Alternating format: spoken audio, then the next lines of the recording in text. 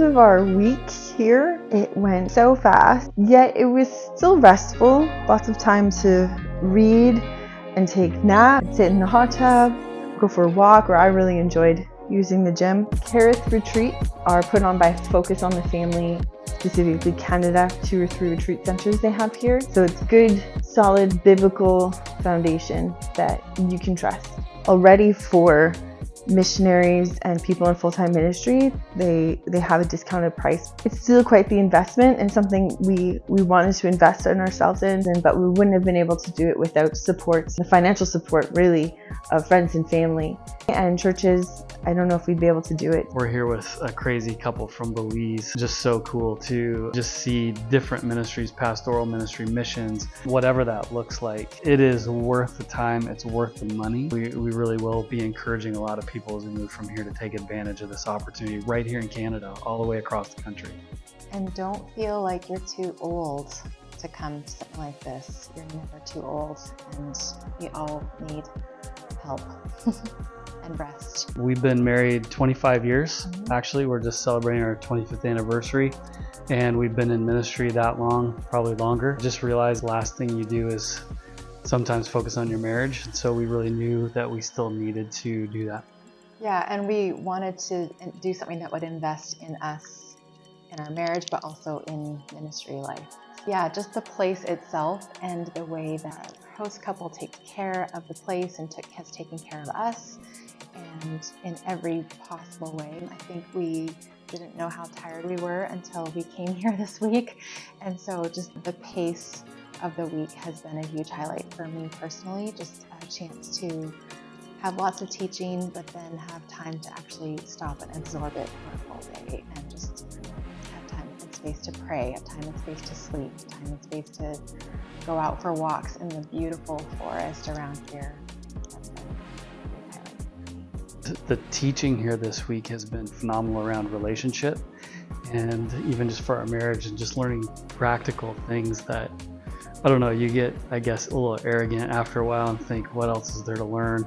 And we've been blown away with just practical, relational, emotional things that we have a lot of work to do as we go home, and just things, so many areas still to grow in our marriage and how that impacts our family life, ministry, all the different things, because we minister together. So that's probably been the highlight for me. I think another highlight has just been the way that Brian and Sharon have taught us, where giving us a concept, but not giving the answer necessarily, pointing us to take that to Jesus and have Jesus give us the answer, which has been frustrating because you just want a quick answer.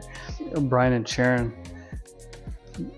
live out what it means to point people to Christ. I think we could both say that we can tend to have a savior complex, and we like to be the one that has the answers for others, the way they have so graciously done that with us. It hasn't just given us the answers, but it's pointed us in the direction to really find those with the Lord in a way that I think is going to last. It's just been excellent.